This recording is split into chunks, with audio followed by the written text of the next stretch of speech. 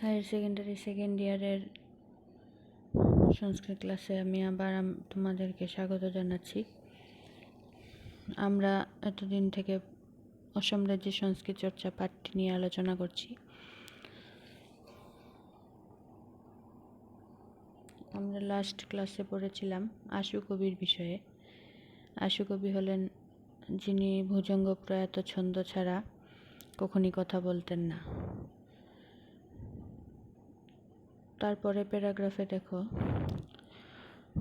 ভবদেব ভাগবতী নামধেয় সংস্কৃত পণ্ডিত অপি সংস্কৃত ভাষায়াং কতিপয়ান গ্রন্থান বিরচিতবান। ভবদেব ভাগবতী নামধেয় মানে ভবদেব ভাগবতী নামের সংস্কৃত পণ্ডিত অপি সংস্কৃত পণ্ডিত কি করেছেন? সংস্কৃত ভাষায়াং কতিপয়ান গ্রন্থান বিরচিতবান। সংস্কৃত ভাষায়াং মানে সংস্কৃত ভাষায়, কতিপয়ান মানে কতগুলি, গ্রন্থান বিরচিতবান গ্রন্থ রচনা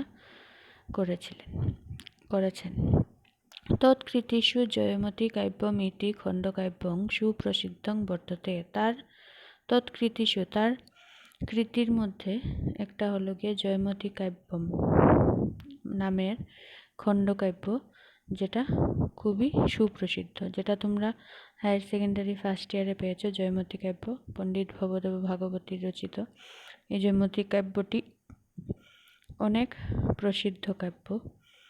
ভবদেব কবি, ভবদেব ছিলেন একজন কবি। মধ্যযুগীয় অসম রাজ্যস্য ঐতিহাসিক ঘটনাম আশ্রিত্য জয়মতী কাব্যং লিখিতমস্তি। এই যে জয়মতী কাব্যটা, সেটা কিসের ভিত্তিতে লেখা হয়েছে? সেটা মধ্যযুগীয় অসম রাজ্যস্য ঐতিহাসিক ঘটনাম আশ্রিত্য। তা আসাম রাজ্যের মধ্যযুগে যে ঐতিহাসিক ঘটনা ছিল, সেই ঘটনাকে আশ্রয় করে বা সেই ঘটনার উপরে ভিত্তি করে সেই জয়মতী কাব্যটা লিখিত হইয়াছে। শ্লোকমালা এটি অপরহ পদ্যগ্রন্থ ভবদেবেন বিরচিত। ভবদেবেন মানে ভবদেব ভাগবতীর দ্বারা বিরচিত আরেকটি পদ্যগ্রন্থ হলো শ্লোকমালা। শ্লোকমালা আরেকটি উনার নাম করা পদ্যগ্রন্থ, যেখানে অনেকগুলা শ্লোকের সমষ্টি আছে। ঐশ্যাং শ্লোকমালায়াং ছন্দবদ্ধ শ্লোকেষু গ্রন্থকারেণ বিভিন্ন বিষয়ে আলোচিতা। এই যে শ্লোকমালা, এই গ্রন্থে তিনি কি করেছেন? ছন্দবদ্ধ শ্লোকেষু, ছন্দবদ্ধ শ্লোকের মধ্যে গ্রন্থকারের দ্বারা বিভিন্ন বিষয় নিয়ে আলোচনা করা হয়েছে। জয়মতী কাব্যতে যেমন একটা হিস্টোরিক্যাল ঘটনা, এটাতে একটা ঘটনাকে আশ্রয় করে রচনা করা, কিন্তু শ্লোকমালা যে গ্রন্থটি, সেই গ্রন্থে বিভিন্ন বিষয় নিয়ে আলোচনা করা আছে, শুধুমাত্র একটি বিষয় নিয়ে নয়। সংস্কৃতে শ্লোক রচনায়াং ভবদেবস্য পাটবম আসিত, মানে সংস্কৃত ভাষায় শ্লোক রচনায় ভবদেবের কি ছিল? পাটবম আসিত। পাটবম মানে দক্ষতা, আসিত মানে ছিল, অনেক দক্ষ তিনি ছিলেন। স্মৃতি দর্শন ব্যাকরণ শাস্ত্রেষু নিপুণ আসিত ভাগবতী মহোদয়। তিনি কি ছিলেন? ভাগবতী মহোদয় স্মৃতি দর্শন ব্যাকরণ শাস্ত্রে তিনি নিপুণ ছিলেন। নেক্সট প্যারা, অসম রাজ্যে সংস্কৃত চর্চায়াং সমুল্লেখনীয় বিদ্বান অস্তি আচার্য মনোরঞ্জন শাস্ত্রী।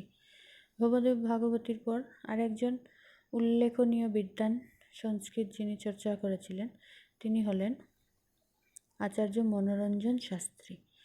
অশেষ শাস্ত্র নিষ্ণাত আসিত আচার্য শাস্ত্রী মহোদয়। এই যে আচার্য শাস্ত্রী মহোদয়, তিনি অশেষ শাস্ত্র নিষ্ণাত মানে অশেষ শাস্ত্রে তিনি নিপুণ ছিলেন। এই শাস্ত্রী মহোদয় মনোরঞ্জন শাস্ত্রী। মনোরঞ্জন শাস্ত্রিণঃ কবিত্ব প্রতিভান্বিতানাং কৃতিনাং বৈবিধ্যং পরিলক্ষতে। এই যে মনোরঞ্জন শাস্ত্রীর কবিত্ব প্রতিভান্বিতানাং কৃতিনাং, কবি প্রতিভার যে কৃতিতে বৈবিধ্যং পরিলক্ষতে, বিভিন্নতা বা বিবিধতা পরিলক্ষণ করা যায় তার কবির প্রতিভায়। তস্য প্রতিভা পরিচায়কা গ্রন্থা যথা, তার যে প্রতিভা, সেই প্রতিভার পরিচায়ক গ্রন্থগুলি হলো যথা কেতকী কাব্যম। কেতকী কাব্যম যেটা একটা অনুবাদ কাব্য মানে ট্রান্সলেশন ওয়ার্ক। পতাকাম নায় যেটা একটা শাস্ত্র কাব্য, শাস্ত্রের উপর রচনা করা। আর উতঙ্ক ভৈক্ষম, এটা লাগে একটা দৃশ্যকাব্য, মানে যেটা একটা নাটক।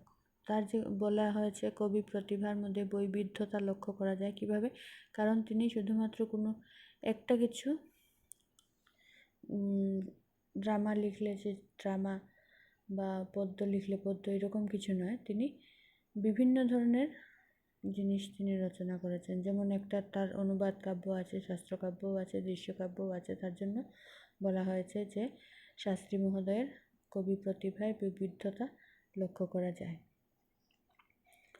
আর প্রকাম ও কামরূপম তার আরেকটা খণ্ডকাব্য, মানে লিরিক্যাল পোয়েট্রি।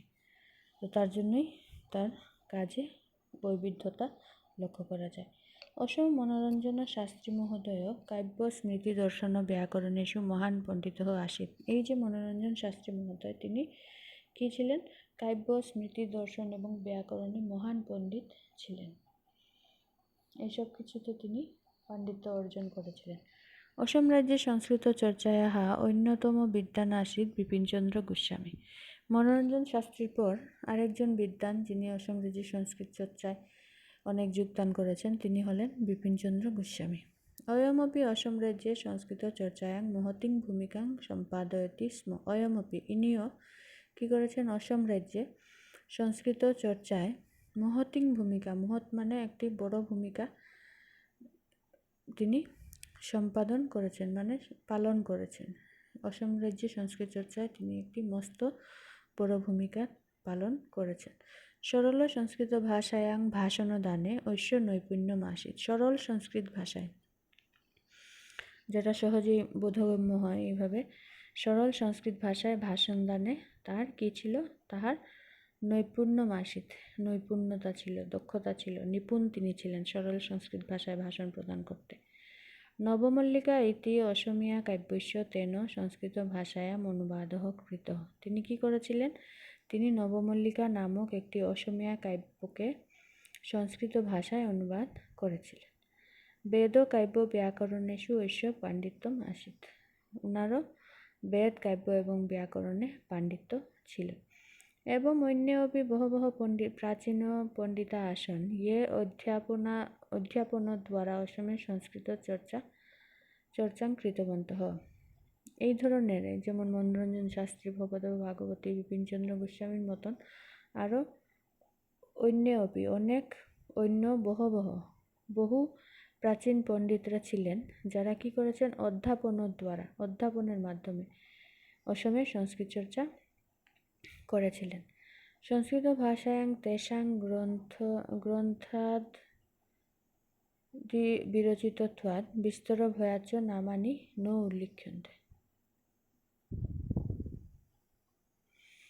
সংস্কৃত ভাষায় তাদের যে গ্রন্থ ইত্যাদি রচনা, এগুলা যদি উল্লেখ করা হয় তাহলে বিস্তর হয়ে যাবে, মানে অনেক বিশাল হয়ে যাবে। সেই বিস্তর ভয়াচ্য, সেই বিস্তর হওয়ার ভয়ে তাদের রচিত গ্রন্থগুলির নাম এখানে ন উল্লিখ্যন্তে, এখানে উল্লেখ করা হয়নি।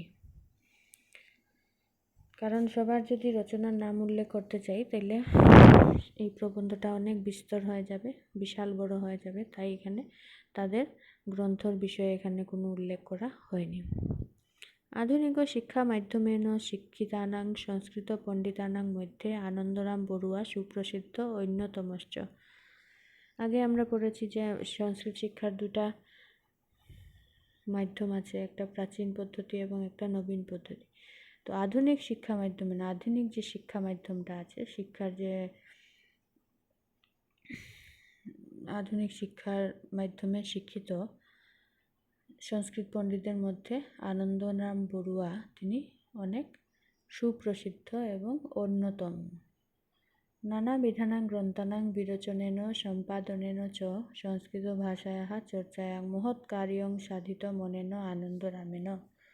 এই যে আনন্দরাম বড়ুয়া, তিনি কি করেছেন? নানা বিধানাং গ্রন্থানাং বিরচনেন সম্পাদনেন চ, নানাবিধ গ্রন্থ রচনা এবং সম্পাদনের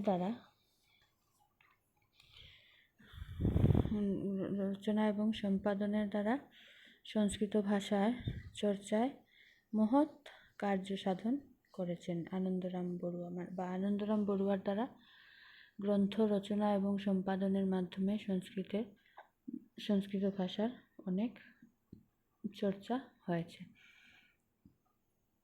মহাবীর চরিত নাটক উপরে জানকীরাম ভাষ্যং তেন লিখিতম। মহাবীর চরিত নামক যে নাটক, সেই নাটকের উপরে তিনি জানকীরাম ভাষ্য মানে কমেন্টারিটা এই আনন্দরাম বড়ুয়াই লিখেছিলেন। আঙ্গল ভাষায়ামপি সংস্কৃত বিষয়ক গ্রন্থাহা তেন বিরচিতা। তিনি আঙ্গল ভাষা মানে ইংরেজি ভাষায়ও তিনি কি করেছেন, সংস্কৃত বিষয়ক গ্রন্থ রচনা করেছেন। আঙ্গল সংস্কৃত অভিধানমপি সলিখিতবান। আঙ্গল সংস্কৃত অভিধানমপি, অভিধান মানে ডিকশনারি, শব্দকোষ। তো আঙ্গল সংস্কৃত মানে ইংলিশ এবং ইংলিশ সংস্কৃত যে ডিকশনারি, সেটাও তিনি লিখেছিলেন। সংস্কৃত ভাষা সাহিত্যং প্রতি তস্য অবদানং যথার্থত এব উল্লেখনীয়ং প্রশংসনীয়শ্চ। তো সংস্কৃত ভাষা সাহিত্যের প্রতি তার যে অবদান, সেটা যথার্থত এবং উল্লেখনীয় এবং প্রশংসনীয়। প্রাচ্য বিদ্যার্ণব কৃষ্ণকান্ত সন্দিকৈ অন্যতম সংস্কৃত পণ্ডিত আসেন।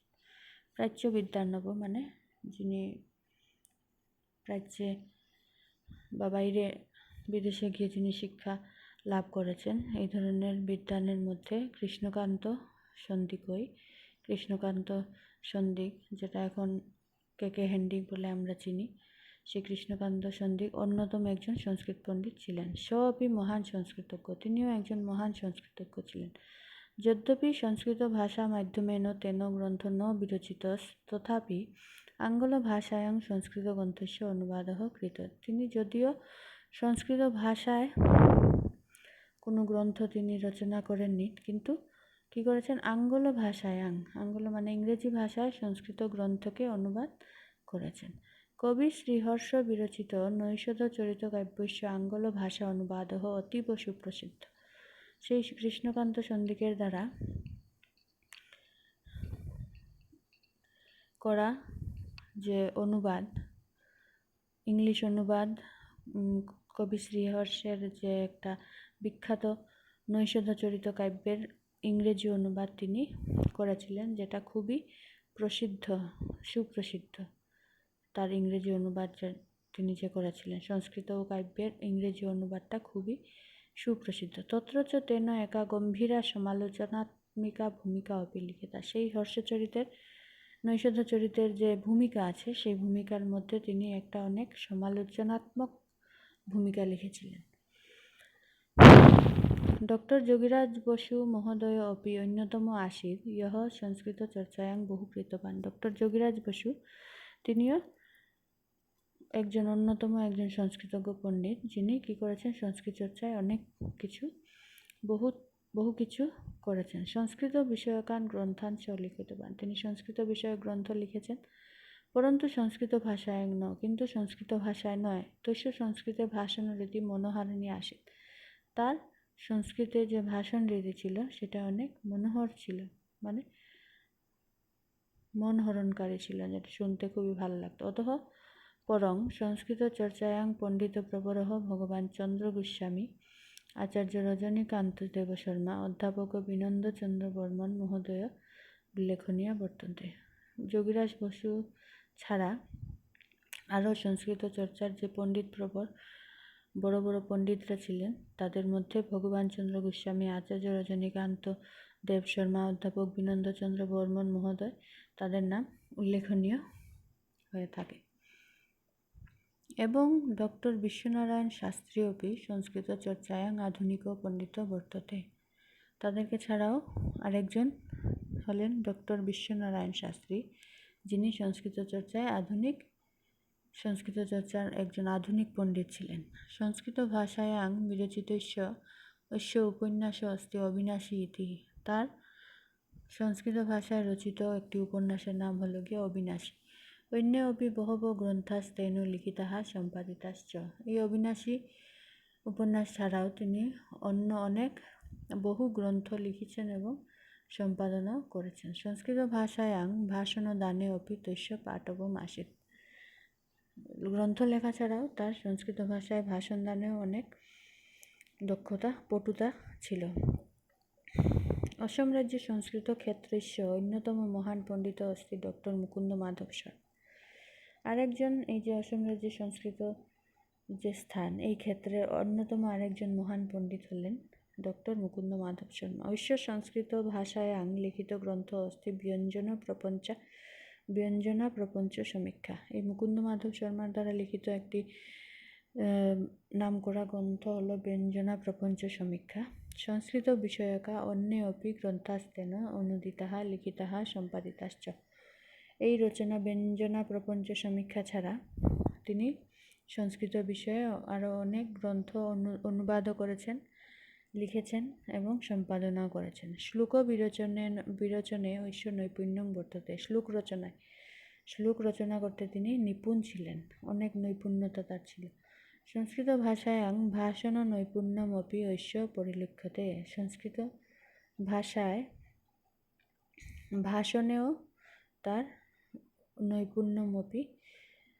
নিপুণতা পরিলক্ষণ করা যায় বা লক্ষ্য করা যায়। এবং অন্যে অপি কেচন আধুনিকাः পণ্ডিতাः সন্তি ইয়ে অধ্যাপনদ্বারা অসমে সংস্কৃতস্য চর্চাম অদ্যাপি কুর্বন্তে।